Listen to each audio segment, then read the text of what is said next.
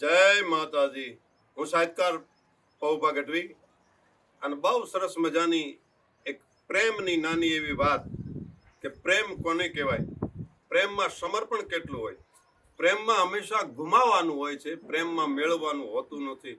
અને જે મેળવવાની હોય, મેળવવાની લાલચ હોય, કંઈક મળી જાય તો ત્યાં પ્રેમ નથી, ત્યાં લાલચ છે। પણ પ્રેમ કોને કહેવાય કે ભગવાન રામ જંગલની માલપા 14 વર્ષનો વનવાસ મળ્યો છે, ઝૂંપડીની માલપા હોતા છે અને સુતા સુતા ભગવાન રામ છે એ પડખા ફેરવે છે અને લક્ષ્મણ છે એના પગ દબાવે છે અને લક્ષ્મણને પગ દબાવતા દબાવતા વિચાર આવે છે કે આટલો ટાઈમ થયો, ભગવાનને હજી ઊંઘ નથી આવતી, હજી નિધર નથી આવતી, ભગવાન સુઈ કેમ નથી જાતા? એટલે લક્ષ્મણ છે એ ભગવાન રામને પૂછે છે કે પ્રભુ, નારાયણદાસજી લખે છે કે એક દિન ભય શાંત નિશા રઘુબીર બિછોનો में નીંદ ન આવે। એક રાત્રિ છે અને ભગવાન પડખા ફરે છે, લક્ષ્મણ પગ દબાવે છે, ઊંઘ નથી આવતી, એટલે કે છે કે એક દિન ભય શાંત નિશા રઘુબીર બિછોનો में નીંદ ન આવે, પૂછત પાય પલોટત બાંધવ।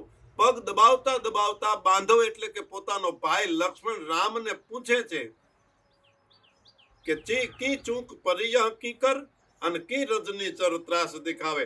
મારી સેવામાં કઈ ખામી છે કે કોઈ રાક્ષસનો ત્રાસ હોય એવું તમને મનમાં લાગે છે? કેમ તમે સૂઈ નથી શકતા?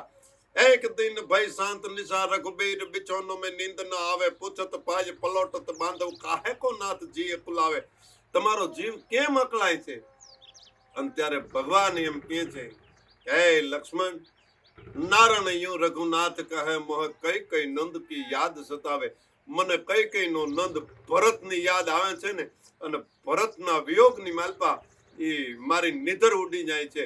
જે થકી જેને વનવાસ મળ્યો છે છતાં એ ભરતને જાણતા હતા, ભરત મારી વિના ઘડી કઈ ન રહી શકે, એ પ્રેમને ઓળખી જતા હતા।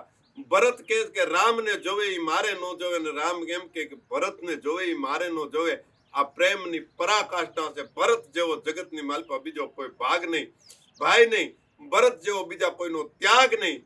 એટલે ભરતની યાદ છે ને એ ભગવાનને પણ હુવા દેતી નથી। જય માતાજી। આનું નામ પ્રેમ કહેવાય।